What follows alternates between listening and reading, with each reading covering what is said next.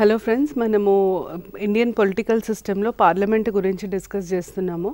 ఇప్పుడు నెక్స్ట్ పార్లమెంట్లో మనం డిస్కస్ చేయబోయేది పార్లమెంటరీ ప్రివిలేజెస్. పార్లమెంటరీ ప్రివిలేజెస్ అన్నది ఆర్టికల్ 105 కింద మెన్షన్ చేస్తారు. మీకు పార్లమెంటరీ ప్రివిలేజెస్కి సంబంధించినంత వరకు అడిగితే మ్యాక్సిమం ఆర్టికల్ నెంబర్ ఒక్కటే అడుగుతారు. పార్లమెంటరీ ప్రివిలేజెస్ ఏ ఆర్టికల్ కింద పొందబడుచున్నాయి అని అడుగుతారు. అది ఆర్టికల్ 105. పార్లమెంటరీ ప్రివిలేజెస్ అంటే మెంబర్స్కి కొన్ని స్పెషల్ రైట్స్ ఉంటాయన్నమాట. మెంబర్స్ ఆఫ్ పార్లమెంట్కి కానీ స్టేట్ లెజిస్లేచర్ మెంబర్స్కి కానీ కొన్ని స్పెషల్ రైట్స్ ఉంటాయి. వాటిని మనం పార్లమెంటరీ ప్రివిలేజెస్ అంటాం. దీని మీద ఎక్కువ డీటెయిల్డ్గా మీకు క్వశ్చన్స్ ఉండవు. ఉంటే ఒక ఆర్టికల్ నంబర్ మీదనే అడుగుతారు కాబట్టి అంత తెలిస్తే సరిపోతుంది. దాని తర్వాత నెక్స్ట్ మనకి బడ్జెట్ గురించి తెలియాలి. బడ్జెట్ గురించి మీకు ఫస్ట్ తెలియాల్సింది ఏంటంటే, బడ్జెట్ అన్న పదము కాన్స్టిట్యూషన్లో ఉండదు. బడ్జెట్ బదులు మనం కాన్స్టిట్యూషన్లో యాన్యువల్ ఫైనాన్షియల్ స్టేట్మెంట్ అన్న పదం వాడతాము. బడ్జెట్ అన్న పదం ఎక్కడ కాన్స్టిట్యూషన్లో ఉండదు. సో కాన్స్టిట్యూషన్ ప్రకారంగా యాన్యువల్ ఫైనాన్షియల్ స్టేట్మెంట్ అనేది ఉంటుంది. అయితే అది ఫస్ట్. సెకండ్ మీకు తెలియాల్సింది ఏంటంటే ఆర్టికల్ నంబర్. బడ్జెట్ ఏ ఆర్టికల్ కింద ఇచ్చారు అని అడుగుతారు. 112 ఆర్టికల్ 112 కింద యాన్యువల్ ఫైనాన్షియల్ స్టేట్మెంట్ గురించిన వివరాలు ఉంటాయి. So which article deals with annual financial statement అంటే ఆర్టికల్ 112 అంతే. దాని తర్వాత థర్డ్ మీకు తెలియాల్సింది ఏంటంటే బడ్జెట్ ఎప్పుడు ఇంట్రడ్యూస్ చేస్తారు. ఇది ఎందుకు ఇంపార్టెంట్ అంటే, ఇంతకుముందు లాస్ట్ ఇయర్ వరకు budget last working day of February రోజు ఇంట్రడ్యూస్ చేసేవాళ్ళు. ఇప్పుడు బడ్జెట్ని ఏం చేస్తున్నారంటే last working day of February రోజు ఇంట్రడ్యూస్ చేయకుండా ఫస్ట్ వీక్ ఆఫ్ ఫిబ్రవరిలో ఇంట్రడ్యూస్ చేస్తున్నారు. అది 2017 నుండి స్టార్ట్ అయింది కాబట్టి అది చాలా చాలా important. When is budget introduced in India now అని అన్నప్పుడు ఫస్ట్ వీక్ ఆఫ్ ఫిబ్రవరి. అది ఇంపార్టెంట్. దాని తర్వాత నెక్స్ట్ మిమ్మల్ని ఏం అడుగుతారంటే బడ్జెట్ ఎక్కడ ఇంట్రడ్యూస్ చేస్తారు అని అడుగుతారు. కాన్స్టిట్యూషన్ ప్రకారం బడ్జెట్ లోక్సభలోనూ రాజ్యసభలోనూ ఇంట్రడ్యూస్ చేస్తారు. కానీ ఫస్ట్ ఇంట్రడ్యూస్ చేసేది మాత్రం లోక్సభలో. బడ్జెట్ ఎప్పుడైనా లోక్సభలో ఫస్ట్ ఇంట్రడ్యూస్ చేస్తారు, తర్వాత రాజ్యసభలో ఇంట్రడ్యూస్ చేస్తారు. నెక్స్ట్ క్వశ్చన్ ఏమడుగుతారంటే బడ్జెట్ ఇంట్రడ్యూస్ చేసేది ఎవరు అని అడుగుతారు. బడ్జెట్ ఇంట్రడ్యూస్ చేసేది ఫైనాన్స్ మినిస్టర్. ఆ బడ్జెట్ ఇంట్రడక్షన్ని బడ్జెటరీ స్పీచ్ అని అంటారు, బడ్జెట్ స్పీచ్ అని అంటారు. మీరు వినుంటారు న్యూస్లో. ఇంట్రడక్షన్ ఆఫ్ బడ్జెట్ని ఫార్మల్గా బడ్జెట్ స్పీచ్ అని అంటారు. ఫైనాన్స్ మినిస్టర్ బడ్జెట్ స్పీచ్ ద్వారా బడ్జెట్ని ఇంట్రడ్యూస్ చేస్తారు. దాని తర్వాత నెక్స్ట్ మిమ్మల్ని బాగా చాలా ఇంపార్టెంట్ కరెంట్ కాంటెక్స్లో ఏంటి అంటే, మనకు ముందు జనరల్ బడ్జెట్ అని రైల్వే బడ్జెట్ అని రెండు సపరేట్ బడ్జెట్స్ ఇంట్రడ్యూస్ చేసేవాళ్ళు.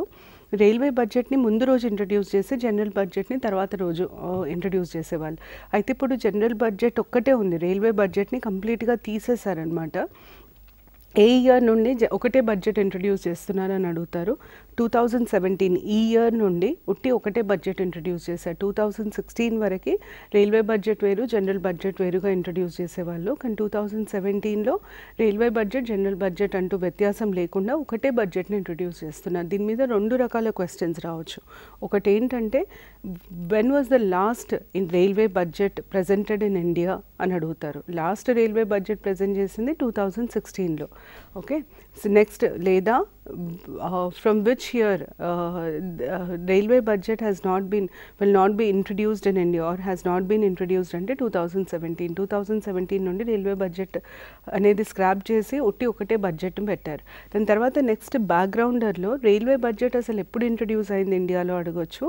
రైల్వే బడ్జెట్ 1924 నుండి ప్రజెంట్ చేస్తున్నారు. 1924 అంటే బ్రిటిషర్స్ ఉన్నప్పుడే రైల్వే బడ్జెట్ని ప్రజెంట్ చేశారు. Railway budget was introduced in India from 1924 onwards.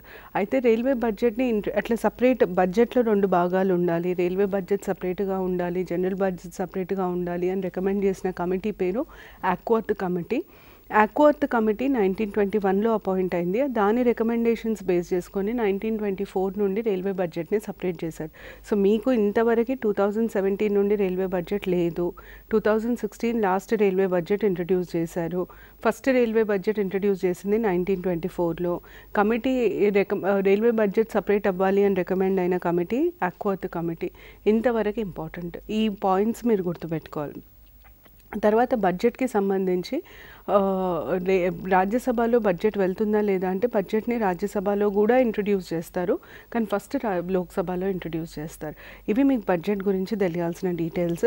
దాని తర్వాత నెక్స్ట్ నేను బడ్జెట్ ప్రొసీజర్ ఇవేవి చెప్పట్లేదు, ఎందుకంటే యూజువల్గా టెక్నికల్ ఎగ్జామ్స్లో అంత డెప్త్కి వెళ్ళి అడగరు.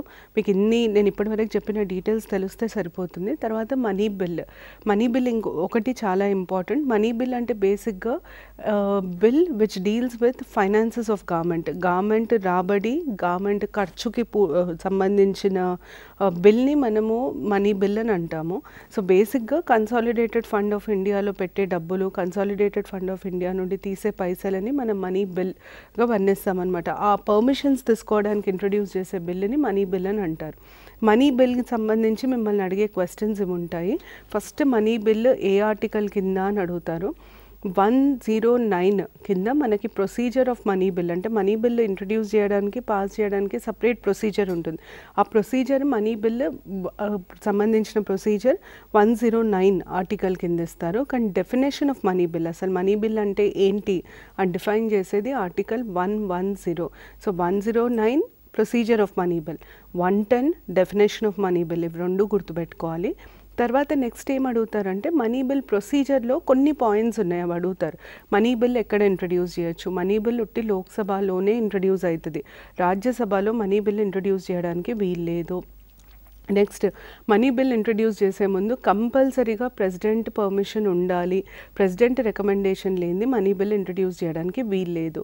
దాని తర్వాత నెక్స్ట్ క్వశ్చన్ ఏముంటుంది అంటే మనీ బిల్ లోక్సభలో ఇంట్రడ్యూస్ అయ్యి పాస్ అయిన తర్వాత రాజ్యసభకి వెళ్తుంది. రాజ్యసభకి ఎన్ని రోజుల వ్యవధి ఇస్తారు మనీ బిల్ని చూడడానికి అని అడుగుతారు. రాజ్యసభకి 14 రోజులు ఇస్తారు, 14 days పీరియడ్ ఇస్తారు. 14 days టైం ఇచ్చి మనీ బిల్లుని పరిశీలించవచ్చు అని చెప్తారు. గుర్తుపెట్టుకోండి, పరిశీలన మాత్రమే. రాజ్యసభ ఉట్టి కన్సిడర్ చేస్తుంది, కానీ రాజ్యసభ దాంట్లో మార్పులు చేయడానికి వీలు ఉండదు, అంగీకరించకపోవడం లాంటివి ఉండవు. ఎందుకంటే రాజ్యసభ ఏమి చెప్పినా లోక్సభ అంగీకరించిన తర్వాత ఆటోమేటిక్గా అది 2 houses అప్రూవ్ అయినట్టు లెక్క. సో అందుకనే మనీ బిల్ మీద రాజ్యసభకి ఎలాంటి పవర్స్ ఉండవు. ఒకటి చేయగలుగుతుంది రాజ్యసభ, ఏంటి అంటే మనీ బిల్ని 14 రోజుల వరకు డిలే చేయగలుగుతుంది. 14 days పీరియడ్ మనీ బిల్ని డిలే చేయగలుగుతుంది. దాన్ని మించి రాజ్యసభ ఇంకేమీ చేయలేదు మనీ బిల్కి సంబంధించి. ఇది మనీ బిల్ గురించి మీకు తెలియాల్సిన డీటెయిల్స్. దాని తర్వాత నెక్స్ట్ మనం డిస్కస్ చేయాల్సింది presiding officers of Lok Sabha and Rajya Sabha. Presiding officer అంటే లోక్సభ మీటింగ్ జరుగుతున్నప్పుడు దానికి ప్రాతినిధ్యం వహించేది ఎవరు?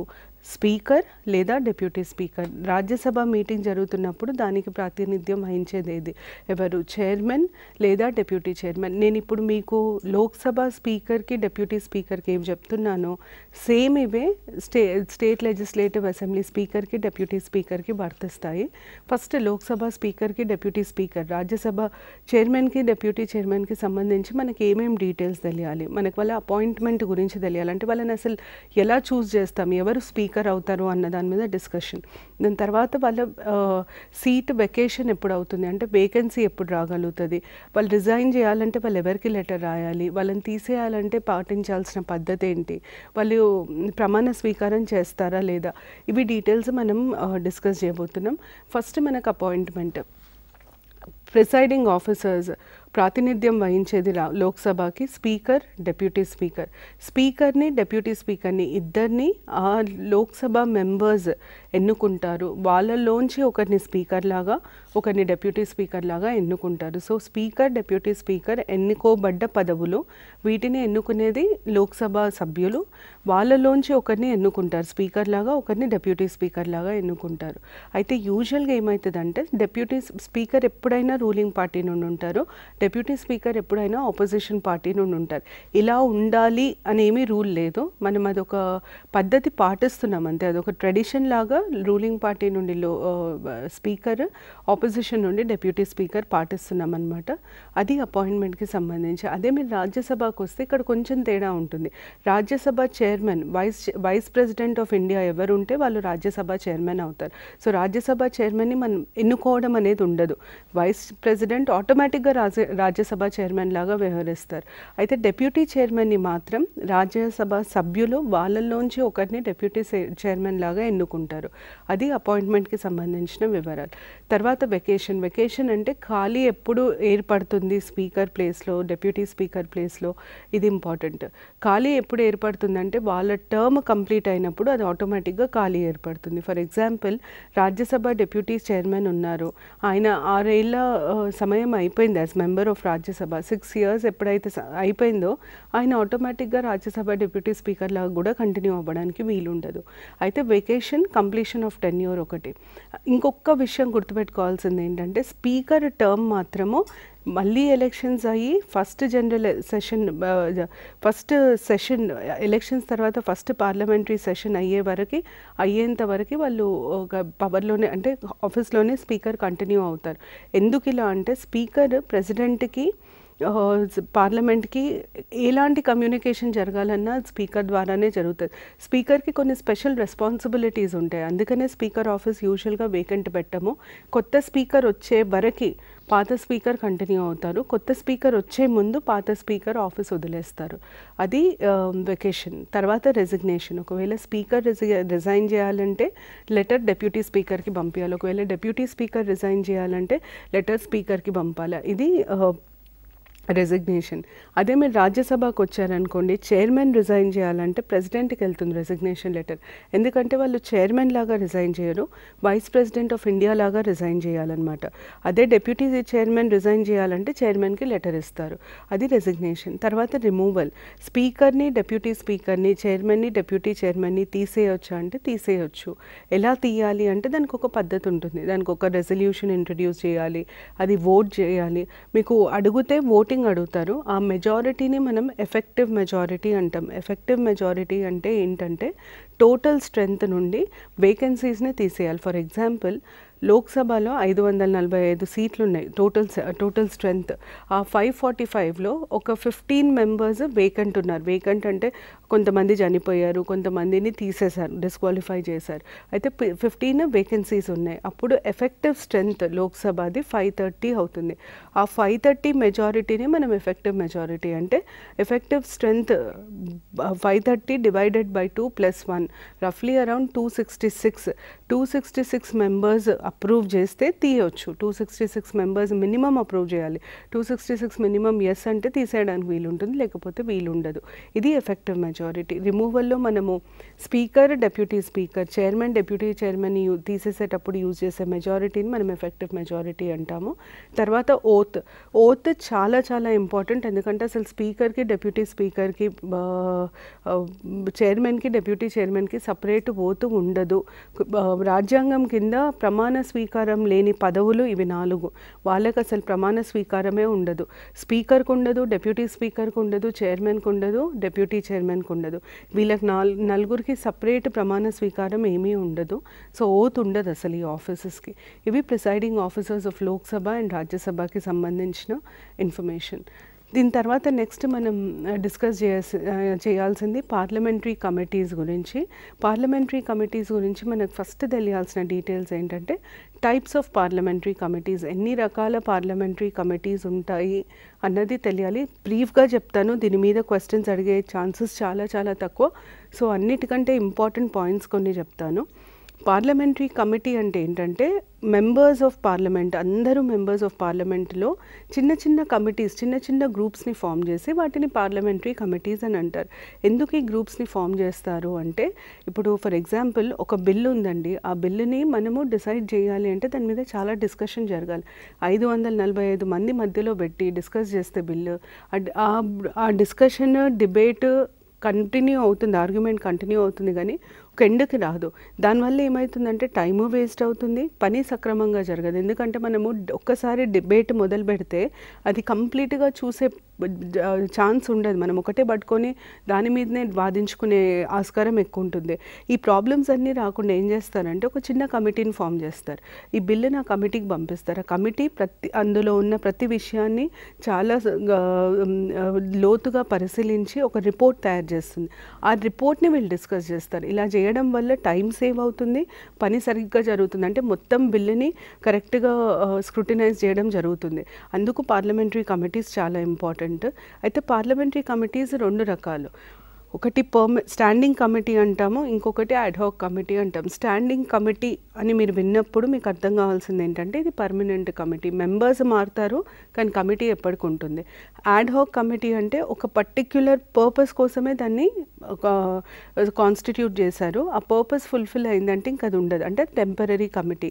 For example Commonwealth games scam జరిగినప్పుడు పార్లమెంట్ దాని గురించి ఇన్వెస్టిగేట్ చేయడానికి ఒక కమిటీని ఏర్పాటు చేసింది. అది ad hoc committee on Commonwealth games scam.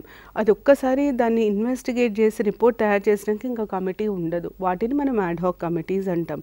Standing కమిటీస్లో 3 రకాల ఫైనాన్షియల్ కమిటీస్ ఉంటాయి. స్టాండింగ్ కమిటీస్ని మళ్ళీ మనం 3 భాగాలుగా విభజిస్తాము, 2 భాగాలుగా విభజిస్తాము. Financial committees, non financial committees. Financial committees 3. మీకు ఒకవేళ క్వశ్చన్ అడిగితే ఆ ఫైనాన్షియల్ కమిటీస్ మీదనే అడుగుతారు.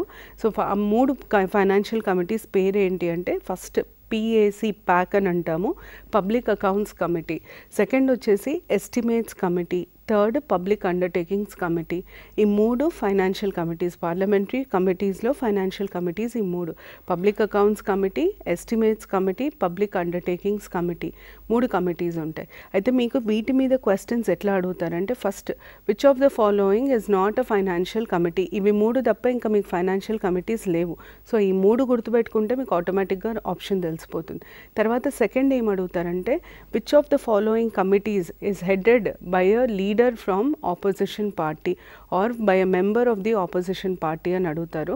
చాలా important. Public accounts committee is always headed by a member from the opposition party. ఇది చాలా ఇంపార్టెంట్, గుర్తుపెట్టుకోవాలి. Public accounts committee head, chairman ఎవరైతే ఉంటారో కంపల్సరీగా ఆపోజిషన్ పార్టీ నుండి ఉంటారు. తర్వాత నెక్స్ట్ క్వశ్చన్ ఏమడుగుతారంటే, ఈ 3 కమిటీస్లో లోక్సభ మెంబర్స్, ఈ 3 కమిటీస్లో లోక్సభ మెంబర్స్ మాత్రమే ఉండే కమిటీ ఏది అని అడుగుతారు. అది ఎస్టిమేట్స్ కమిటీ. లోక్సభ మెంబర్స్ మాత్రం ఉండే కమిటీ ఎస్టిమేట్స్ కమిటీ. దాని తర్వాత ఈ 3 అన్నిటికంటే పాత కమిటీ ఏది అని అడిగితే అది public accounts committee. Public accounts committee ఏం చేస్తుందంటే, పెట్టిన ఖర్చు, గవర్నమెంట్ పెట్టిన ఖర్చునంతా పరిశీలిస్తుంది. ఆ ఖర్చు ఏ పర్పస్కి అయితే మనీ ఇచ్చారో ఆ పర్పస్కే యూజ్ చేశారా లేదా అన్నది చూస్తుంది. అంటే ఇప్పుడు అర్థం ఏంటంటే, మనం బడ్జెట్లో పార్లమెంట్ పర్మిషన్ తీసుకొని డబ్బులు తీసుకుంటున్నాం. అయితే బడ్జెట్లో మనం చాలా క్లియర్గా చెప్తాం, ఇన్ని పైసలు నేను ఈ పనికి అడుగుతున్నాను, ఈ పైసలు ఈ పనికి అని. అలొకేషన్ ఆఫ్ బడ్జెట్ అని అంటాం. Work allocation of budget. 100 crores allocated for infrastructure. ఏ ఇన్ఫ్రాస్ట్రక్చర్లో కూడా దేనికి అన్నది బడ్జెట్లో క్లియర్గా స్పెసిఫై అవుతుంది. అయితే ఒక్కసారి ఖర్చు అయిన తర్వాత పబ్లిక్ అకౌంట్స్ కమిటీ ఏం చేస్తుందంటే, ఫర్ ఎగ్జాంపుల్ 100 crores బడ్జెట్ ఇచ్చారు. దేనికి ఇచ్చారు? ఫస్ట్ వాటర్ వేని కట్టడానికి ఇచ్చారనుకోండి, నేషనల్ వాటర్ వేని కట్టడానికి 100 crores అలొకేట్ చేశారు. ఇప్పుడు పబ్లిక్ అకౌంట్స్ కమిటీ ఏం చేస్తుందంటే, ఈ 100 crores దానికే ఖర్చు పెట్టారా లేదా ఇంకేదన్నా ఇతర వాటికి ఖర్చు పెట్టారా అన్నది చూస్తుంది. అది public accounts committee responsibility. Estimates committee responsibility ఏంటంటే, మినిస్ట్రీ నాకు ఇన్ని డబ్బులు కావాలి, ఇన్ని పైసలు నాకు కావాలా అని ఒక డిమాండ్ పెట్టినప్పుడు అసలు ఆ డిమాండ్ కరెక్టేనా కాదా అన్నది చూసే బాధ్యత ఎస్టిమేట్స్ కమిటీ. సో ఒకటి ఖర్చు అయిన తర్వాత స్క్రూటినైజ్ చేస్తుంది, ఇంకొకటి ఖర్చు కాకముందు ఆ ఖర్చు కరెక్టేనా కాదా అన్నది చూస్తుంది. ఈ public accounts committee, estimates committee పనితీరుది.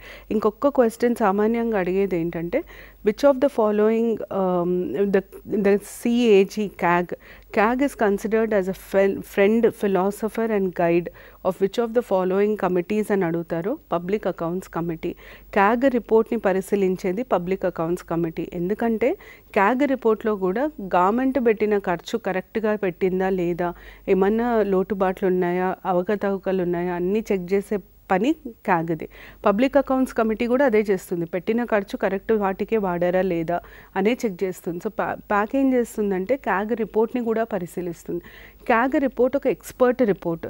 దాన్ని అర్థం చేసుకోవాలంటే ఎక్స్పర్ట్ అడ్వైజ్ కంపల్సరీగా ఉండాలి. అయితే ప్యాక్ క్యాగ్ రిపోర్ట్ పరిశీలించేటప్పుడు క్యాగే ప్యాక్కి హెల్ప్ చేస్తారనమాట రిపోర్ట్ అర్థం చేసుకోవడానికి. అందుకనే మనము CAG is a friend, philosopher and guide of pack అని అంటాం. ఇది చాలాసార్లు చాలా ఎగ్జామ్స్లో అడిగారు.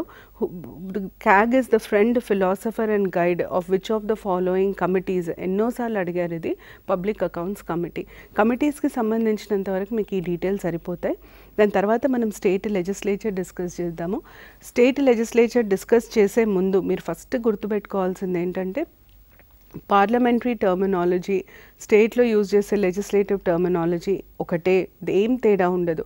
నో కాన్ఫిడెన్స్ మోషన్ని పార్లమెంట్లో అయినా అదే అంటాము, దాని మీనింగ్ అదే ఉంటుంది, స్టేట్లో అయినా అదే మీనింగ్ ఉంటుంది. యాక్ట్, బిల్, అడ్జార్న్మెంట్ మోషన్ ఇవన్నీ same.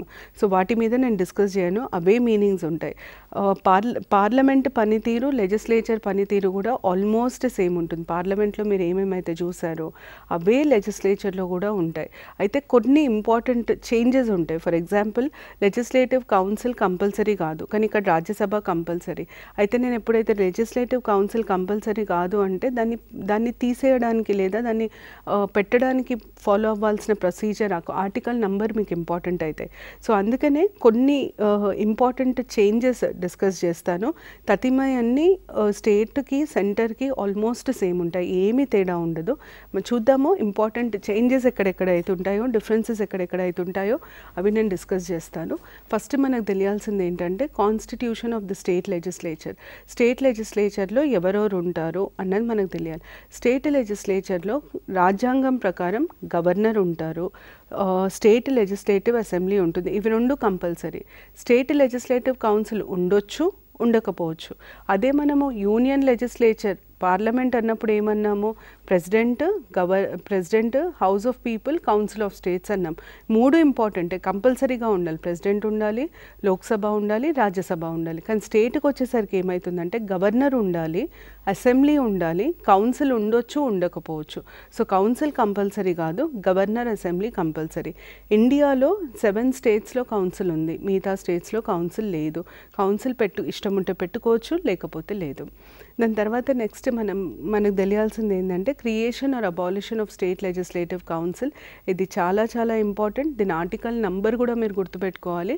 Article number 169. Which of the following articles deals with creation and abolition of state legislative council అని అడిగినప్పుడు ఆర్టికల్ 169.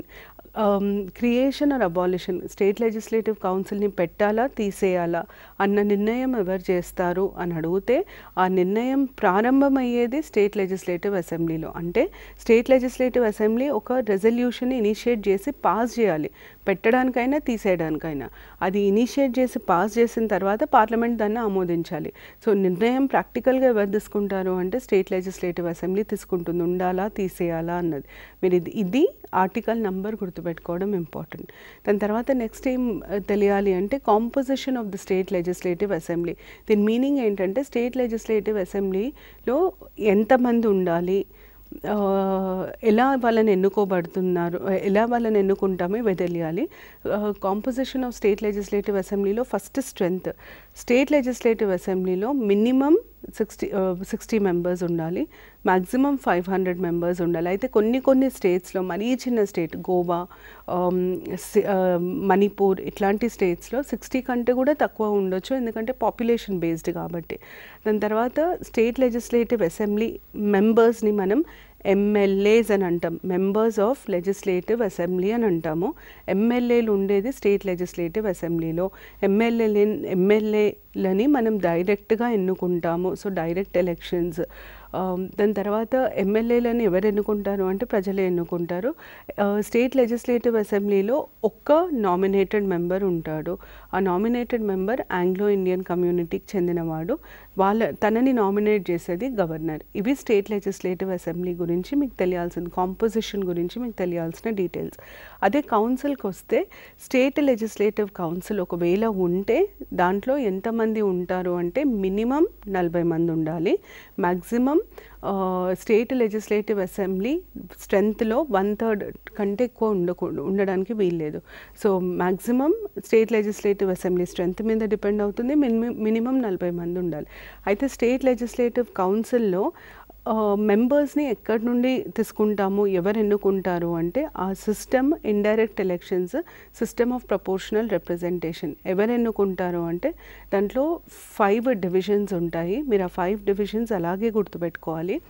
1/6 మెంబర్స్ని గవర్నర్ అపాయింట్ చేస్తారు. ఆ 1/6 మెంబర్స్ని గవర్నర్ 5 ఫీల్డ్స్ నుండి తీసుకుంటారు. ఒకటేమో art, science, literature, social service, దాని తర్వాత cooperative movement. So 1/6 members governor. దాని తర్వాత 1/12 మెంబర్స్ వచ్చేసి గ్రాడ్యుయేట్స్ కాన్స్టిట్యుయెన్సీ. 1/12 ఇంకొక 112 మెంబర్స్ వచ్చేసి teachers. So 1/6 governor, 112 graduates, 112 teachers. దాని తర్వాత 1/3 మెంబర్స్ ఎమ్మెల్యే కాన్స్టిట్యుయెన్సీ అంటే ఎమ్మెల్యేలు ఎన్నుకుంటారు. 1/3 members local self government members ఎన్నుకుంటారు. ఇలా 5 కేటగిరీస్ ఉంటాయి. సో స్టేట్ లెజిస్లేటివ్ కౌన్సిల్లో టెరిటరీ బేస్డ్ ఉండవు, గ్రూప్ బేస్డ్ కాన్స్టిట్యుయెన్సీస్ ఉంటాయి. ఏ గ్రూప్స్ అని అడిగితే 5 గ్రూప్స్ ఉంటాయండి. Teachers, graduates, MLAs, local bodies, governor చేత నామినేట్ చేయబడ్డ వాళ్ళు. ఎవరెవరు ఎంతెంత పర్సంటేజ్ అన్నది చాలా ఇంపార్టెంట్. గవర్నర్ 1/6 నామినేట్ చేస్తారు. MLAs, local self bodies 1/3 nominate చేస్తాయి. టీచర్స్ ఇంకా గ్రాడ్యుయేట్స్ నుండి 112 వస్తాయి. ఈ ఫ్రాక్షన్స్, స్టాటిస్టిక్స్ మీకు చాలా చాలా ఇంపార్టెంట్. దాని తర్వాత నెక్స్ట్ మనకు తెలియాల్సింది ఏంటి అంటే duration of the state legislature. మనం డ్యూరేషన్ ఆఫ్ ద పార్లమెంట్ మాట్లాడుకున్నప్పుడు లోక్సభ డ్యూరేషన్ 5 years అని చెప్పాము. ఒక్క టర్మ్ లోక్సభ 5 years ఉంటుంది. అలాగే స్టేట్ లెజిస్లేటివ్ అసెంబ్లీ ఒక్క టర్మ్ వచ్చేసి 5 years ఉంటుంది. అయితే ఒక స్పెషల్ సిచ్యువేషన్లో పార్లమెంట్ డ్యూరేషన్ అంటే లోక్సభ డ్యూరేషన్ పెంచడానికి ఆస్కారం ఉంటుంది, స్టేట్ లెజిస్లేటివ్ అసెంబ్లీ డ్యూరేషన్ పెంచడానికి ఆస్కారం ఉంటుంది. ఆ సిచ్యువేషన్ని మనము నేషనల్ ఎమర్జెన్సీ అని అంటాం. నేషనల్ ఎమర్జెన్సీ ఇంపోజ్ అయినప్పుడు స్టేట్ లెజిస్లేటివ్ కౌన్సిల్ డ్యూరేషన్ పెరుగుతుంది, స్టేట్ లెజిస్లేటివ్ అసెంబ్లీ డ్యూరేషన్ పెంచవచ్చు, లోక్సభ డ్యూరేషన్ కూడా పెంచవచ్చు, కంపల్సరీ కాదు, పెంచే ఛాన్సెస్ ఉన్నాయి. అయితే 1 year ఎట్ అ టైం పెంచడానికి ఛాన్స్ ఉంటుంది. మీకు ఎగ్జామ్లో during national emergency the term of Lok Sabha can be extended up to అని అడుగుతారు. 1 year అది answer. 1 year at a time పెంచడానికి ఉంటుంది. దాని తర్వాత నెక్స్ట్ మనకు స్టేట్ లెజిస్లేటివ్ కౌన్సిల్కి వస్తే రాజ్యసభ లాగానే ఉంటుంది. కాకపోతే Rajya Sabha permanent house, state legislative council non permanent house. ఎందుకంటే అసెంబ్లీ డిసైడ్ చేసి తీసేయచ్చు, ఉంచవచ్చు, కాబట్టి అది నాన్ పర్మనెంట్ హౌస్. అయితే ఒక్కసారి మనం దాన్ని కాన్స్టిట్యూట్ చేస్తే దాని మెంబర్స్కి మాత్రం, స్టేట్ లెజిస్లేటివ్ కౌన్సిల్ మెంబర్స్కి మాత్రం టర్మ్ వచ్చేసి 6 years ఉంటుంది. 6 years టెన్యూర్ ఉంటుంది వాళ్ళకి. 1/3 retire every 2 years. 6 years tenure, 1/3 members ప్రతి 2 yearsకి ఒకసారి రిటైర్ అవుతారు.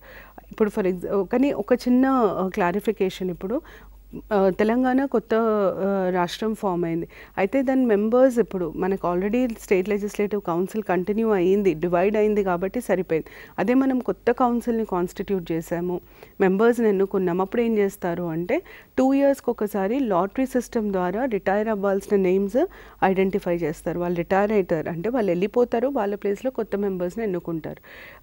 ఇది duration of the state legislature. So state legislative assembly duration ఎంత? 5 years. State legislative council duration ఎంత? డ్యూరేషన్ ఉండదు. State legislative council members duration ఎంత అని అడిగితే 6 years. ఇది చాలాసార్లు అడిగారు, చాలాసార్లు తప్పులు చేస్తారు. మనం రాజ్యసభ డ్యూరేషన్ ఎంత అనగానే 6 years అనేస్తాం, స్టేట్ లెజిస్లేటివ్ కౌన్సిల్ డ్యూరేషన్ ఎంత అనగానే 6 years అంటాము. రాజ్యసభకి స్టేట్ లెజిస్లేటివ్ కౌన్సిల్కి డ్యూరేషన్ ఉండదు, ఎందుకంటే వాటిని డిజాల్వ్ చేయడానికి వీల్లేదు. రాజ్యసభ మెంబర్స్కి, స్టేట్ లెజిస్లేటివ్ కౌన్సిల్ మెంబర్స్కి మాత్రమే డ్యూరేషన్ ఉంటుంది. అది 6 years, అది గుర్తుపెట్టుకోవాలి. దాని తర్వాత నెక్స్ట్ క్వాలిఫికేషన్స్ ఆఫ్ మెంబర్స్. మనకి ఏ క్వాలిఫికేషన్స్ అయితే లోక్సభకి రాజ్యసభకు ఉంటాయో అవే క్వాలిఫికేషన్స్ అసెంబ్లీకి కౌన్సిల్కి ఉంటాయి. సో అసెంబ్లీకి citizen of India 25 years of age, కౌన్సిల్కి 30 years of age, citizen of India. ఇవి క్వాలిఫికేషన్స్. దాని తర్వాత నెక్స్ట్ ఉండేది నెక్స్ట్ ఓత్ ఆఫ్ మెంబర్స్. వీళ్ళకి ఓత్ ఎవరు అడ్మినిస్టర్ చేస్తారు? ఎంపీలకి, మెంబర్ ఆఫ్ పార్లమెంట్కి ఓత్ ఇచ్చేది ప్రెసిడెంట్, ప్రమాణ స్వీకారం చేయించేది. అలాగే members of state legislative assembly అంటే ఎమ్మెల్యేస్కి కానీ ఎమ్మెల్సీస్కి కానీ ఓత్ ప్రమాణ స్వీకారం చేయించేది గవర్నర్. దాని తర్వాత నెక్స్ట్ వెకేషన్ ఆఫ్ సీట్స్, అక్కడ ఏ గ్రౌండ్స్లో అయితే వేకెన్సీ ఉంటుందో ఇక్కడ కూడా అవే గ్రౌండ్స్లో వేకెన్సీ ఉంటుంది. అంటే ఫస్ట్ కంప్లీషన్ ఆఫ్ టెన్యూర్ అయిపోయింది, ఆటోమేటిక్గా సీటు వేకెంట్ అవుతుంది. మెంబర్ చనిపోయారు, సీట్ వేకెంట్ అవుతుంది. మెంబర్ రిజైన్ చేశారు, సీట్ వేకెంట్ అవుతుంది. రిజిగ్నేషన్ లెటర్ ఎవరు పంపించాలి? ఎమ్మెల్యే అయితే స్పీకర్కి పంపించాలి, ఎమ్మెల్సీ అయితే చైర్మన్కి పంపిస్తారు. దాని తర్వాత మెంబర్ 60 రోజులు కంటిన్యూస్గా రాలేదు, పర్మిషన్ లేకుండా వేకెంట్ అని డిక్లేర్ చేసే ఛాన్స్ ఉంటుంది. ఒకటేసారి 2 సీట్లు గెలుచుకున్నారు, అప్పుడు ఏదన్నా ఒకటి వేకెంట్ అవ్వాలి, కంపల్సరీగా ఒక దాంట్లోంచి రిజైన్ చేయాలి. అప్పుడు కూడా వేకెన్సీకి ఆస్కారం ఉంటుంది. సో ఇవన్నీ గ్రౌండ్స్ మీకు పార్లమెంట్కైనా స్టేట్ లెజిస్లేచర్కైనా సేమ్ ఉంటుంది. అలాగే గ్రౌండ్స్ ఫర్ డిస్క్వాలిఫికేషన్ కూడా రెండింటికి సేమ్ ఉంటాయి. ఫస్ట్ ఫారిన్ సిటిజన్షిప్ రావడము, తర్వాత డిశ్చార్జ్డ్ ఇన్సాల్వెంట్ ఒకటి, అన్సౌండ్ మైండ్ ఒకటి. దాని తర్వాత grounds for disqualification on basis of defection నేను మీకు మొత్తం డీటెయిల్గా చెప్పాను. ఎవరు డిసైడ్ చేస్తారు? ఎక్కువ మటుకు డిఫెక్షన్లో పార్టీ ఫిరాయింపు మీద ఒకవేళ డిస్క్వాలిఫై చేయాలంటే ఎవరు డిసైడ్ చేస్తారన్న క్వశ్చన్ మ్యాక్సిమం టైమ్స్ అడిగారు. దానికి ఆన్సర్ ప్రిసైడింగ్ ఆఫీసర్. దాని తర్వాత salaries and allowances of members. MLA MLC salary ఎంత ఉండాలి అని నిర్ణయించేది ఎవరు అంటే స్టేట్ లెజిస్లేచర్. ఆ రాష్ట్రం legislature MLA salary, MLC salary fix చేస్తుంది. దీని మీనింగ్ ఏంటంటే ప్రతి రాష్ట్రంకి ఎమ్మెల్యే ఎమ్మెల్సీ శాలరీ వేరుంటుంది. అదే గవర్నర్ది తీసుకుంటే ఏ రాష్ట్రమైనా సరే గవర్నర్ శాలరీ ఒకటే ఉంటుంది, ఎందుకంటే గవర్నర్ శాలరీ ఫిక్స్ చేసేది పార్లమెంట్. ఎమ్మెల్యే ఎమ్మెల్సీ శాలరీస్ని ఫిక్స్ చేసేది స్టేట్ లెజిస్లేచర్ ఫిక్స్ చేసినప్పుడు ఆ రాష్ట్రం మటుకు ఫిక్స్ చేస్తుంది కాబట్టి డిఫరెంట్ స్టేట్స్ డిఫరెంట్ శాలరీస్ ఉంటాయి. కానీ సెంటర్ ఫిక్స్ చేస్తే అందరికీ ఒకటి ఫిక్స్ చేస్తుంది కాబట్టి ఏ స్టేట్ అయినా అదే శాలరీ ఉంటుంది. ఇది గుర్తుపెట్టుకోండి. దాని తర్వాత నెక్స్ట్ మనకి governors address, presidential address, governors address అని 2 ఉంటాయి. ప్రెసిడెన్షియల్ అడ్రస్ అంటే ప్రెసిడెంట్ వెళ్ళి పార్లమెంట్లో స్పీచ్ ఇస్తారు. అలాగే గవర్నర్స్ అడ్రస్ అంటే గవర్నర్ వెళ్ళి స్టేట్ లెజిస్లేచర్లో స్పీచ్ ఇస్తారు. అయితే మిమ్మల్ని ఒకటే ఒక క్వశ్చన్ అడుగుతారు, ఏడాదికి ఎన్నిసార్లు ఇస్తారు అంటే ఇయర్లీ ఎన్నిసార్లు పోయి అడ్రస్ ఇస్తారు అని అడుగుతారు. ప్రెసిడెంట్ అయినా గవర్నర్ అయినా ఏడాదికి 2 సార్లు ఇస్తారు, twice a year. Governor addresses the state legislature twice a year. President addresses the state legislature twice a year. President addresses the parliament twice a year. So 2 గుర్తుపెట్టుకోండి, 2 times ఇయర్లీ 2 times వాళ్ళు వెళ్ళి speech ఇస్తారనమాట. దాని తర్వాత next presiding officers of state legislative assembly, council. దీనికి presiding officers of assembly ఎవరు ఉంటారు అంటే speaker, deputy speaker. Presiding officer of council ఎవరు ఉంటారు అంటే చైర్మన్, డెప్యూటీ చైర్మన్. వీళ్ళకి సంబంధించినంత వరకు మనం లోక్సభకి రాజ్యసభకి ఎలా మాట్లాడుకున్నామో అలాగే appointment, vacation, resignation, removal, oath వీటి గురించి మాట్లాడుకోవాలి. ఫస్ట్ అపాయింట్మెంట్ అన్నప్పుడు స్టేట్ లెజిస్లేటివ్ అసెంబ్లీకి స్పీకర్ని కానీ డెప్యూటీ స్పీకర్ ఈ 2 ఎన్నుకోబడ్డ పదవులు, ఎలక్టెడ్ పోస్ట్స్. ఇవి ఎవరు ఎన్నుకుంటారు అంటే members of state legislative assembly, ఎమ్మెల్యేలే ఎన్నుకుంటారు. ఎమ్మెల్యేలో వాళ్ళ లోపల ఒకరిని స్పీకర్ లాగా ఒకరిని డెప్యూటీ స్పీకర్ లాగా ఎన్నుకుంటారు. ఇక్కడ కూడా యూజువల్గా ఆ పద్ధతిని పాటిస్తారు. రూలింగ్ పార్టీ నుండి స్పీకర్ ఉండాలి, ఆపోజిషన్ నుండి డెప్యూటీ స్పీకర్ ఉండాలి అని. కానీ తెలంగాణలో ఇప్పుడు అట్లా లేదు, స్పీకర్ డెప్యూటీ స్పీకర్ ఇద్దరు రూలింగ్ పార్టీ నుండి ఉన్నారు. దాని తర్వాత vacation same state legislative council presiding ఆఫీసర్ని మనం చైర్మన్ అని అంటాము.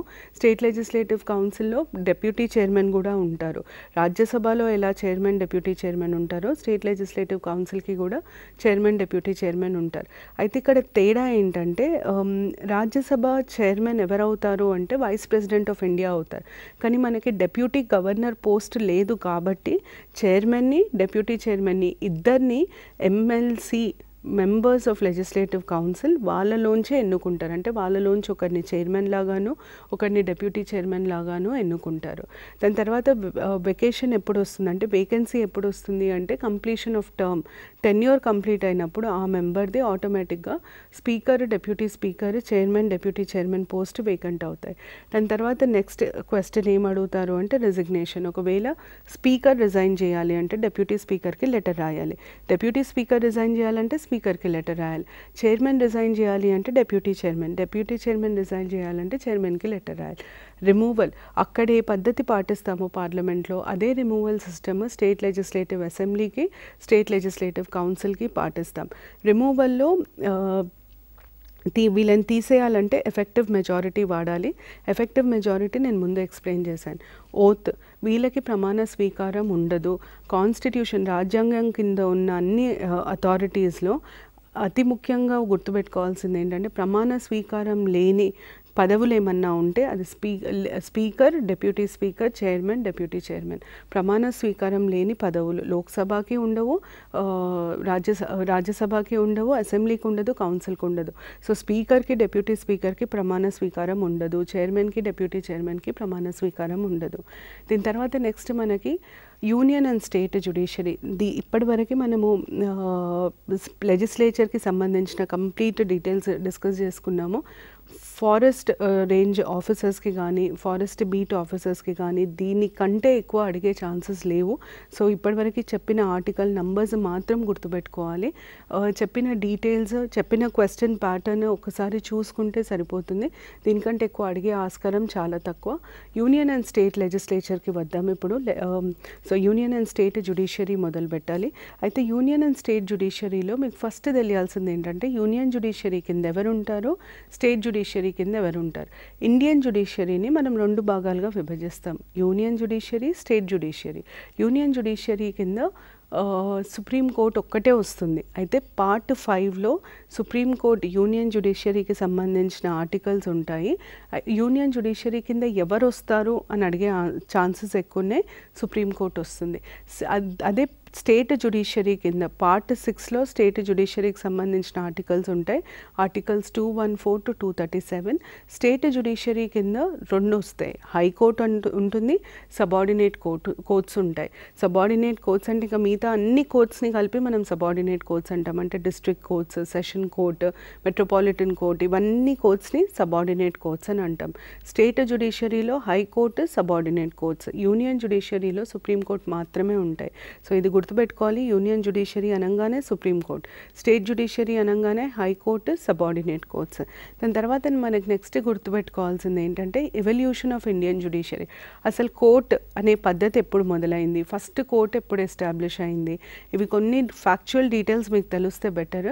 సుప్రీం కోర్ట్ ఆఫ్ ఇండియాని మనము ఇండిపెండెన్స్ తర్వాత ఇనాగ్రేట్ చేసింది 28th January 1950. ఇది చాలాసార్లు అడిగారు, when was the supreme court of India inaugurated after independence అని అడిగితే 28th January 1950. నేను ఆఫ్టర్ ఇండిపెండెన్స్ అని ఎందుకు అంటున్నానంటే సుప్రీంకోర్టు ఇండిపెండెన్స్ ముందే బ్రిటిషర్స్ స్థాపించారు ఆల్రెడీ ఇండియాలో. ఇండిపెండెన్స్ తర్వాత మన సుప్రీంకోర్టుని మనం ఫార్మల్గా ఇనాగ్రేట్ చేసుకుంది 28th January 1950. కాబట్టి ఆఫ్టర్ ఇండిపెండెన్స్ అన్నప్పుడు మీరు 28th January 1950ని గుర్తించాలి. బిఫోర్ ఇండిపెండెన్స్ అన్నప్పుడు 1774లో సుప్రీంకోర్టుని స్థాపించారు. అది స్థాపించింది రెగ్యులేటింగ్ యాక్ట్ 1773 కింద. రెగ్యులేటింగ్ యాక్ట్ 1773 అనే చట్టం కింద సుప్రీంకోర్టు ఉండాలి అనే ఒక ప్రొవిజన్ ఉంది. ఆ ప్రొవిజన్ని ఇంప్లిమెంట్ చేసుకుంటూ 1774లో సుప్రీంకోర్టుని స్థాపించారు ఇండియాలో. దాని తర్వాత నెక్స్ట్ మీకు తెలియాల్సింది ఏంటంటే ఫెడరల్ కోర్ట్ ఆఫ్ ఇండియాని ఎప్పుడు ఎస్టాబ్లిష్ చేశారు. సుప్రీంకోర్టుకి ఫెడరల్ కోర్టుకి తేడా ఏంటంటే సుప్రీం కోర్ట్ అంటే హైయెస్ట్ కోర్ట్, అపెక్స్ కోర్ట్ అని అంటాం. హైయెస్ట్ కోర్ట్ అంటే ఇంకా దానిపైన ఇంకొక కోర్టు ఉండదు. అది ఇచ్చిన జడ్జ్మెంట్ ఫైనల్, ఇంకా అది దాటి మనం ఇంకొకరి దగ్గరికి జడ్జ్మెంట్కి వెళ్ళడానికి వీలు ఉండదు. Supreme court is the highest court of appeal. Supreme court judgment మనకు నచ్చినా నచ్చకపోయినా మనం ఇంకొకరి దగ్గరికి వెళ్ళి సుప్రీం కోర్టు అగెయిన్స్ట్ అపీల్ చేయడానికి వీలు ఉండదు, ఎందుకంటే అది హైయెస్ట్ కోర్టు. అట్లాంటి కోర్టుని మనం సుప్రీం కోర్టు లేదా అపెక్స్ కోర్ట్ అని అంటాం. Highest court of appeal is known as supreme court or apex court. మరి ఫెడరల్ కోర్ట్ అంటే ఏంటి? ఫెడరల్ అన్న పదము మీరు ఎప్పుడు చదివినా మీకు గుర్తు రావాల్సింది centre, states. Federal court meaning ఏంటి అంటే సెంటర్ స్టేట్ కొండే గొడవని రిజాల్వ్ చేసే కోర్టుని మనం ఫెడరల్ కోర్ట్ అని అంటాం. సెంటర్ స్టేట్ గొడవ ఉండొచ్చు, ఇంటర్ స్టేట్ గొడవ ఉండొచ్చు. ఇలాంటి గొడవలు ఉట్టి మనం ఫెడరల్ కోర్టుకే తీసుకెళ్ళగలుగుతాం. అంటే జ్యూరిస్డిక్షన్ వాళ్ళకి మాత్రమే ఆ జ్యూరిస్డిక్షన్ ఉంటుంది. ఫెడరల్ కోర్ట్కి మాత్రమే ఫెడరల్ డిస్ప్యూట్స్ మీద జ్యూరిస్డిక్షన్ ఉంటుంది. So federal court of India ఎప్పుడు ఎస్టాబ్లిష్ చేశారు అంటే గవర్నమెంట్ ఆఫ్ ఇండియా యాక్ట్ 1935 కింద ఎస్టాబ్లిష్ చేశారు దాన్ని. ఇండియాలో సుప్రీంకోర్టే ఫెడరల్ కోర్ట్ లాగా కూడా వ్యవహరిస్తుంది. సో క్వశ్చన్స్ ఎలా అడుగుతారు అంటే when was the federal court of India established అని అడిగినప్పుడు ఆప్షన్లో గవర్నమెంట్ ఆఫ్ ఇండియా యాక్ట్ 1935 ఉంటే అది మీ ఆన్సర్ అవుతుంది. When was supreme court of India established అని జనరల్గా అడిగితే ఆప్షన్ బట్టి ఆన్సర్. ఒకవేళ రెగ్యులేటింగ్ యాక్ట్స్ ఇస్తే రెగ్యులేటింగ్ యాక్ట్ 1773, ఒకవేళ 28th January 1950 ఇస్తే 28th January 1950, ఒకవేళ ఆఫ్టర్ ఇండిపెండెన్స్ అని స్పెసిఫై చేస్తే మాత్రం కంపల్సరీ 28th January 1950 మీరు ఐడెంటిఫై చేయాల్సి వస్తుంది. ఇవి వాటి ఇవల్యూషన్కి సంబంధించిన డీటెయిల్స్. నేను ఇంతకుముందు చెప్పినట్టు supreme court of India functions as both the apex court as well as the federal court. Apex court highest court of appeal. Supreme court ఇచ్చిన జడ్జ్మెంట్ని మళ్ళీ క్వశ్చన్ చేసే ఛాన్స్ లేదు. ఫెడరల్ కోర్ట్ ఆఫ్ ఇండియా అంటే అన్ని centre state inter state disputes ఈ కోర్టులోనే file చేయాలి. ఇప్పుడు for example AP Telangana ఒకరి మీద ఒకరు డిస్ప్యూట్, ఒకరి మీద ఒకరు కేసు వేసుకోవాలన్నా వాళ్ళు కంపల్సరీగా సుప్రీంకోర్టుకే వెళ్ళాలి. కామన్ హైకోర్టు ఉంది కాబట్టి మేము ఏపీ హైకోర్టులో ఫైల్ చేస్తాము, హైదరాబాద్ హైకోర్టులో ఫైల్ చేస్తామంటే కుదరదు. కంపల్సరీగా సుప్రీంకోర్టుకే వెళ్ళాలి. ఎందుకంటే సుప్రీంకోర్టుకి మాత్రమే జ్యూరిస్డిక్షన్ ఉంటుంది ఫెడరల్ డిస్ప్యూట్స్ మీద. ఇవి ఇవల్యూషన్కి సంబంధించిన డీటెయిల్స్. దాని తర్వాత మనకు జడ్జెస్కి సంబంధించి ఏమేమి తెలియాలి. జడ్జెస్ ఆఫ్ సుప్రీం కోర్టు హైకోర్టుకి సంబంధించిన ప్రొవిజన్స్ ఆల్మోస్ట్ సేమ్ ఉంటాయి. సో మనకి ఏమేమి తెలియాలి వాటి గురించి అన్నప్పుడు ఫస్ట్ మనకు తెలియాల్సింది స్ట్రక్చర్ అండ్ కాంపోజిషన్. అంటే మీనింగ్ ఏంటంటే సుప్రీంకోర్టులో ఎంతమంది జడ్జిలు ఉంటారు, ఎవరు డిసైడ్ చేస్తారు ఎంతమంది ఉండాలి అన్నది క్వశ్చన్. ఇక్కడ సుప్రీంకోర్టులో ఈరోజు 31 జడ్జెస్ ఉంటారు. అంటే 30 judges plus 1 chief justice of India. So మనం దాన్ని 31 అని అంటాము. సుప్రీంకోర్టులో 31 జడ్జెస్ ఉన్నారు as on date. First supreme court inaugurate అయినప్పుడు 1950లో 7+1 ఉండింది. 7+1 అంటే 7 judges 1 chief justice of India. దాన్ని 7, 10, 20, 30 అట్లా పెంచుకుంటూ వెళ్ళారు. 7 నుండి అది అలా పెరుగుకుంటూ 30 అయింది మాత్రం 2009లో. సో 7 1950లో ఉండే 2009లో దాన్ని 30+1 చేశారు. ఈరోజు ప్రజెంట్ స్ట్రెంత్ సుప్రీంకోర్టుది 30+1. ఇది ఫస్ట్. తర్వాత సెకండ్, సుప్రీంకోర్టులో ఎంతమంది ఉంటారు, ఎంతమంది ఉండాలి అని డిసైడ్ చేసేది ఎవరు అన్నప్పుడు సుప్రీంకోర్టు స్ట్రెంత్ డిసైడ్ చేసేది పార్లమెంట్ డిసైడ్ చేస్తుంది సుప్రీంకోర్టులో ఎంతమంది జడ్జెస్ ఉండాలి అని. దాని తర్వాత నెక్స్ట్ క్వశ్చన్ ఏంటి అంటే హైకోర్టులో ఎంతమంది జడ్జెస్ ఉండాలి అని డిసైడ్ చేసేది ఎవరు అంటే హైకోర్టులో ఎంతమంది జడ్జెస్ ఉండాలి అన్నది ప్రెసిడెంట్ డిసైడ్ చేస్తారు. ప్రతి హైకోర్టులో ఎంతమంది ఉండాలి అన్నది ప్రెసిడెంట్ డిసైడ్ చేస్తారు. అన్ని హైకోర్ట్స్కి ఫిక్స్డ్ స్ట్రెంత్ ఉండదు. అంటే ఫిక్స్డ్ స్ట్రెంత్ అంటే అన్ని హైకోర్ట్స్కి ఒకటే స్ట్రెంత్ ఉండదు. కొన్ని హైకోర్ట్స్లో ఎక్కువ తక్కువ depending on the size of the territory. ఇప్పుడు కామన్ హైకోర్ట్ ఉందనుకోండి స్ట్రెంత్ ఎక్కువ ఉండే ఛాన్సెస్ ఉంటాయి. కానీ ఎవరు డిసైడ్ చేస్తారన్నది ఇంపార్టెంట్. ఆ డెసిషన్ తీసుకునేది ప్రెసిడెంట్. సుప్రీంకోర్టు స్ట్రెంత్ ఫిక్స్ చేసేది పార్లమెంట్, హైకోర్టు స్ట్రెంత్ ఫిక్స్ చేసేది ప్రెసిడెంట్. అయితే ఇంకొకటి గుర్తుపెట్టుకోవాల్సింది ఏంటంటే కామన్ హైకోర్టు ఉండే ఛాన్సెస్ కూడా ఉన్నాయి. కామన్ హైకోర్టుకి సంబంధించిన article number important. Common high court article number 231. దాని తర్వాత నెక్స్ట్ అపాయింట్మెంట్ ఆఫ్ జడ్జెస్ని ఎవరు అపాయింట్ చేస్తారు అంటే ప్రెసిడెంట్ అపాయింట్ చేస్తారు. జడ్జెస్ ఆఫ్ సుప్రీంకోర్టుని ప్రెసిడెంట్ అపాయింట్ చేస్తారు. జడ్జెస్ ఆఫ్ హైకోర్టుని కూడా ప్రెసిడెంట్ అపాయింట్ చేస్తారు.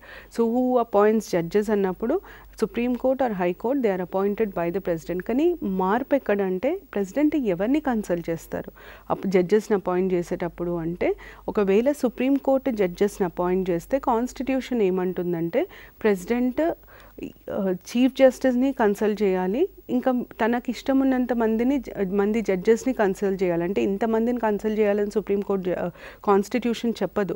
తన ఎంతమంది చేయాలనుకుంటే అంతమందిని అడగచ్చు, ప్రెసిడెంట్ ఎంతమందిని అనుకుంటే అంతమందిని అడగచ్చు అని అంటుంది కాన్స్టిట్యూషన్. కానీ ప్రాక్టికల్గా ఏమవుతుందంటే కొలేజియం అనే ఒక గ్రూప్ ఉంటుంది. ఆ కొలేజియము కొంతమంది నేమ్స్ని ప్రెసిడెంట్కి పంపిస్తుంది. అప్పుడు ఆ నేమ్స్లోంచి ప్రెసిడెంట్ సెలెక్ట్ చేస్తారు. So collegium of judges A judges recommendation చేస్తుంది అంటే సుప్రీంకోర్టు జడ్జెస్ని. సో కొలేజియం అన్న పదం కాన్స్టిట్యూషన్లో లేదు. సో కాన్స్టిట్యూషన్ ప్రకారం అసలు కొలేజియం లేదు. కొలేజియం అన్న పద్ధతిని కోర్టు ఇంట్రడ్యూస్ చేసింది. అన్న 2 జడ్జెస్ కేసు అని ఒక కేసు ఉండింది. అప్పటి నుండి కొలేజియం రికమెండ్ చేయాలి అని జడ్జ్మెంట్ సుప్రీంకోర్టు ఇచ్చింది. కొలేజియంలో 5 మెంబర్స్ ఉంటారు, CJ + 4 senior most judges. Collegium recommend చేసిన నేమ్స్ నుండి ప్రెసిడెంట్ సుప్రీంకోర్టు జడ్జెస్ని అపాయింట్ చేస్తారు. హైకోర్టుకు వచ్చేసరికి కాన్స్టిట్యూషన్ ఏమంటుందంటే ఆ స్టేట్ గవర్నర్ని కన్సల్ట్ చేయాలి, స్టేట్ గవర్నర్ని కన్సల్ట్ చేయాలి, చీఫ్ జస్టిస్ ఆఫ్ ఇండియాని కన్సల్ట్ చేయాలి, ప్లస్ ఆ స్టేట్ హైకోర్టు CJని కన్సల్ట్ చేయాలి అని అంటుంది.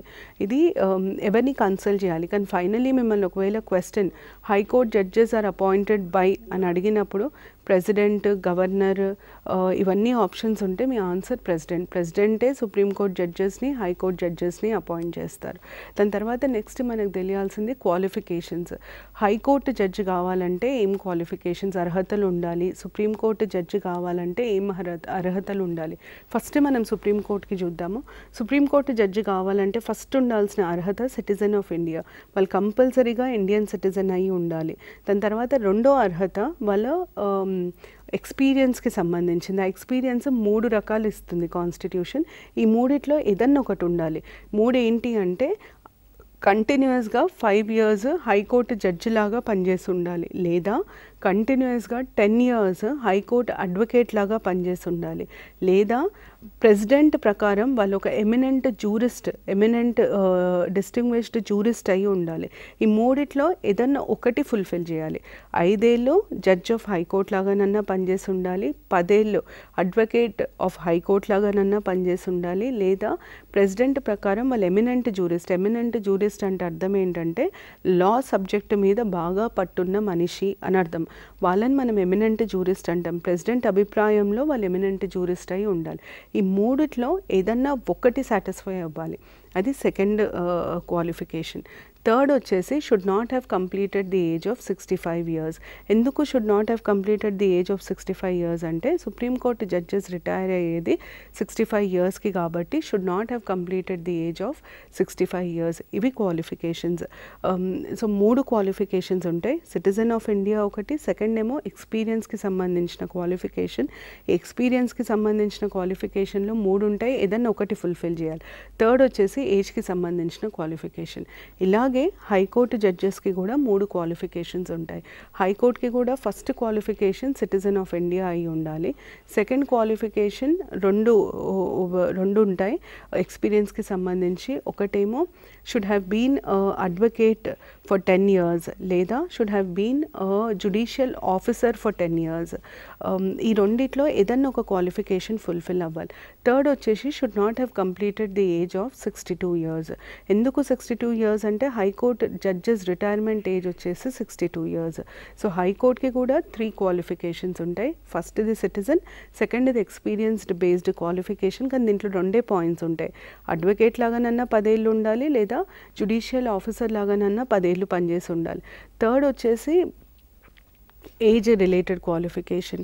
ఇవి 3 హైకోర్టు జడ్జెస్కి సంబంధించిన క్వాలిఫికేషన్. ప్రెసిడెంట్ ఈ క్వాలిఫికేషన్స్ ఉన్న వాళ్ళని మాత్రమే అపాయింట్ చేయాలి. ఈ క్వాలిఫికేషన్స్ లేని వాళ్ళని ప్రెసిడెంట్ అపాయింట్ చేయడానికి వీలు ఉండదు. దాని తర్వాత next salaries and allowances. Salaries ఎవరు ఫిక్స్ చేస్తారు? సుప్రీంకోర్టు జడ్జెస్ అయినా హైకోర్టు జడ్జెస్ అయినా సాలరీస్ ఫిక్స్ చేసేది మాత్రం పార్లమెంట్. పార్లమెంటే ఫిక్స్ చేస్తుంది కాబట్టి high court judges salary, supreme court judges salary, high court అన్ని హైకోర్ట్స్ జడ్జెస్ సాలరీ ఒకటే ఉంటుంది. అయితే ఇక్కడ ఇంకొక ఇంపార్టెంట్ క్వశ్చన్ ఏంటంటే పార్లమెంట్ ఫిక్స్ చేస్తుంది, మరి పార్లమెంటే పే చేస్తుందా, ఇంకెవరైనా పే చేస్తారా? Supreme court judges salary parliament pay చేస్తుంది, అంటే కన్సాలిడేటెడ్ ఫండ్ ఆఫ్ ఇండియా నుండి వెళ్తుంది. కానీ high court judges salary consolidated fund of state నుండి పోతుంది. అయితే ఇక్కడ ఇంకొక క్వశ్చన్ ఏంటంటే కామన్ హైకోర్టు ఉంది అనుకోండి, అప్పుడు ఎవరు పే చేస్తారు? ఇప్పుడు తెలంగాణ ఆంధ్రాకి కలిపి ఒకటే హైకోర్టు ఉంది. ఇట్లాంటి పరిస్థితులలో ఎవరు పే చేస్తారు? తెలంగాణ పే చేయాలా, ఆంధ్ర పే చేయాలా అన్నది క్వశ్చన్. తెలంగాణ పే చేయాలి, ఆంధ్ర పే చేయాలి అన్నప్పుడు కాన్స్టిట్యూషన్ ఏమంటుందంటే ఇద్దరు కలిపి పే చేయాలి. ఎవరెంత పే చేయాలి అన్నది ప్రెసిడెంట్ డిసైడ్ చేస్తారు అంటుంది. So who decides on the proportion of share in salary of judges of of the 2 states అన్నప్పుడు ప్రెసిడెంట్ విల్ డిసైడ్ ఎంత పర్సంటేజ్ తెలంగాణ పే చేయాలి, ఎంత పర్సంటేజ్ ఆంధ్ర పే చేయాలి అన్నది డిసైడ్ చేసేది ప్రెసిడెంట్. ఇది సాలరీస్ అండ్ అలవెన్సెస్కి సంబంధించి. దాని తర్వాత next oath of office. Judges of supreme కోర్ట్ని ప్రమాణ స్వీకారం ఎవరు చేయిస్తారు? సుప్రీం కోర్ట్ అయితే ప్రెసిడెంట్ చేయిస్తారు, హైకోర్ట్ అయితే గవర్నర్, ఆ స్టేట్ గవర్నర్ చేయిస్తారు. So oath of office is issued is administered for the judges of Supreme Court by the President. Oath of office is administered for the High Court judges by the Governor of the state. దాని తర్వాత next resignation. ఒకవేళ judge of supreme court లాగా resign చేయాలన్నా, judge of high court లాగా resign చేయాలన్నా వాళ్ళ resignation letter ప్రెసిడెంట్కి మాత్రమే వెళ్తుంది. ఎందుకు ప్రెసిడెంట్కి వెళ్తుంది అంటే వాళ్ళని అపాయింట్ చేసింది ప్రెసిడెంట్ కాబట్టి వాళ్ళకి రెసిగ్నేషన్, వాళ్ళు రిజైన్ చేసేటప్పుడు వాళ్ళు ఇన్ఫార్మ్ చేయాల్సింది కూడా ప్రెసిడెంట్కి. గమనించండి, ఇక్కడ హైకోర్టు జడ్జెస్ రిజైన్ చేసినప్పుడు కూడా అది ప్రెసిడెంట్కి రెసిగ్నేషన్ లెటర్ రాయాలి. దాని తర్వాత next prohibition on post retirement practice. దీని మీనింగ్ ఏంటంటే ఒకసారి సుప్రీంకోర్టు నుండి జడ్జి లాగా రిటైర్ అయితే వాళ్ళు మళ్ళీ అడ్వకేట్ లాగా ఏ కోర్టులో పనిచేయడానికి వీల్లేదు. ఇండియాలో ఏ కోర్టులో పనిచేయడానికి వీల్లేదు. ఏ కోర్టులో అంటే సుప్రీంకోర్టులో పనిచేయొద్దు, హైకోర్టులో ఎక్కడ పనిచేయడానికి వీల్లేదు. Once you retire as a judge of supreme court, you can not practice as an advocate in any court in India. ఇది చాలా చాలా ఇంపార్టెంట్. అదే హైకోర్టుకు వచ్చారనుకోండి, నేను హైకోర్టు జడ్జి లాగా రిటైర్ అయితే కింది కోర్టులలో ప్రాక్టీస్ చేయొద్దు అడ్వకేట్ లాగా. మళ్ళీ నేను ఏ హైకోర్ట్స్లో పనిచేస్తాను, ఎందుకంటే ఒక్క హైకోర్టులో పనిచేయరు, ట్రాన్స్ఫర్ చేస్తూ ఉంటారు జడ్జెస్ని ఒక హైకోర్టు నుండి ఇంకో హైకోర్టుకి. సో ట్రాన్స్ఫర్ చేసినప్పుడు ఏ హైకోర్ట్స్లో నేను పనిచేసినానో ఆ హైకోర్ట్స్లో నేను ప్రాక్టీస్ చేయడానికి వీల్లేదు. ఇది ఇంకొక రకంగా చెప్పాలంటే వాళ్ళు ఒకవేళ జడ్జెస్ ఆఫ్ హైకోర్టు రిటైర్ అయిన తర్వాత సుప్రీంకోర్టులో ప్రాక్టీస్ చేయొచ్చు. ఏ హైకోర్ట్స్లో అయితే వాళ్ళు పనిచేయలేదో ఆ హైకోర్ట్స్లో ప్రాక్టీస్ చేయొచ్చు. కానీ కింద కోర్ట్స్లో వాళ్ళు పనిచేసిన హైకోర్ట్స్లో మాత్రం ప్రాక్టీస్ చేయడానికి వీల్లేదు. ఇంకొక ఇంపార్టెంట్ పాయింట్, ఇది ప్రాక్టీస్ మీద రిస్ట్రిక్షన్ మాత్రమే. అంటే అడ్వకేట్ లాగా ప్రాక్టీస్ చేయొచ్చా లేదా అన్నది కాన్స్టిట్యూషన్ చెప్తుంది. కానీ ఒక జడ్జిని ఏదైనా పోస్ట్కి అపాయింట్ చేయొచ్చా లేదా అంటే కాన్స్టిట్యూషన్ ఎలాంటి నిబంధన లేదా ఎలాంటి రిస్ట్రిక్షన్ విధించదు. అంటే ఫర్ ఎగ్జాంపుల్ ఇప్పుడు ఒక రిటైర్డ్ సుప్రీంకోర్టు జడ్జి ఉన్నారు, ఆయనను గవర్నర్ లాగా ఒక స్టేట్ గవర్నర్ లాగా అపాయింట్ చేయొచ్చా అంటే అపాయింట్ చేయొచ్చు. ఎందుకంటే కాన్స్టిట్యూషన్లో ఏ రకమైన రిస్ట్రిక్షన్ లేదు అపాయింట్ చేయకూడదు అని. సో మనం అపాయింట్మెంట్స్ గురించి మాట్లాడట్లేదు, మనం ఉట్టి అడ్వకేట్ లాగా ప్రాక్టీస్ చేయడం గురించే మాట్లాడుతున్నాం. దాని తర్వాత నెక్స్ట్ రిమూవల్ ఆఫ్ జడ్జెస్. జడ్జెస్ని రిమూవ్ చేసే ప్రొసీజర్ మనం యుఎస్ కాన్స్టిట్యూషన్ నుండి తీసుకున్నాము. జడ్జెస్ని రిమూవ్ చేసే ప్రొసీజర్, ప్రెసిడెంట్ని రిమూవ్ చేసే ప్రొసీజర్ ఆల్మోస్ట్ సేమ్ ఉంటాయి. కానీ ప్రెసిడెంట్ని మనం తీసేయాలి అంటే ఇంపీచ్మెంట్ అన్న పదం వాడతాము. జడ్జెస్ని మనం తీసేసేటప్పుడు ఇంపీచ్మెంట్ అన్న పదం వాడకూడదు. ఎందుకు వాడకూడదు అంటే ఇంపీచ్మెంట్ అన్న పదం ఒట్టి ప్రెసిడెంట్ ఆఫీస్కి మాత్రమే కాన్స్టిట్యూషన్లో రాశారు. కాన్స్టిట్యూషన్లో జడ్జెస్ని తీసేటప్పుడు ఇంపీచ్మెంట్ అన్న పదం వాడచ్చు అని ఎక్కడ రాసలేదు, అందుకనే మనం వాడకూడదు. అయితే ప్రెసిడెంట్ని మనం తీసేసేటప్పుడు ప్రెసిడెంట్ రిమూవల్కి మనకి ఒకటే ఒక గ్రౌండ్, అంటే ఒకటే ఒక కారణం మీద ప్రెసిడెంట్ని తీసేయచ్చు. ఆ కారణం వయలేషన్ ఆఫ్ ద కాన్స్టిట్యూషన్, రాజ్యాంగాన్ని ఉల్లంఘించడం, అదొకటే కారణం. కానీ జడ్జెస్ని తీసేయాలంటే 2 కారణాలు ఉంటాయి. ప్రూవ్డ్ ఇన్కెపాసిటీ ఒకటి, మిస్బిహేవియర్ ఒకటి. ఈ రెండిట్లో ఏ కారణం చేతనైనా మనము తీసేయచ్చు, జడ్జెస్ని తీసేయచ్చు. సో 2 కారణాలు, ప్రూవ్డ్ ఇన్కెపాసిటీ ఒకటి, మిస్బిహేవియర్ ఒకటి. ఇది రిమూవల్ ఆఫ్ జడ్జెస్కి కారణాలు. మనము నెక్స్ట్ ఎపిసోడ్లో removal of judges procedure discuss చేద్దాము. ప్రొసీజర్ మీకు ఇంపార్టెంట్. ప్రొసీజర్లో కొన్ని స్పెసిఫిక్ పాయింట్స్ ఉంటాయి, వాటి మీద క్వశ్చన్స్ ఎక్కువ అడుగుతారు. ఆ ప్రొసీజర్ అయిన తర్వాత jurisdiction of high court, Supreme Court discuss చేస్తే దాని తర్వాత మనం లోకల్ సెల్ఫ్ గవర్నమెంట్ డిస్కస్ చేయొచ్చు. ఈ ఎపిసోడ్లో చెప్పిన జడ్జెస్, జ్యుడిషియరీ గురించి చెప్పిన పాయింట్స్, స్టేట్ లెజిస్లేచర్ గురించి చెప్పిన పాయింట్స్ మీకు ఎగ్జామ్కి సరిపోతాయి. ఒకసారి రివైజ్ చేసుకుంటే సరిపోతుంది. Thank you.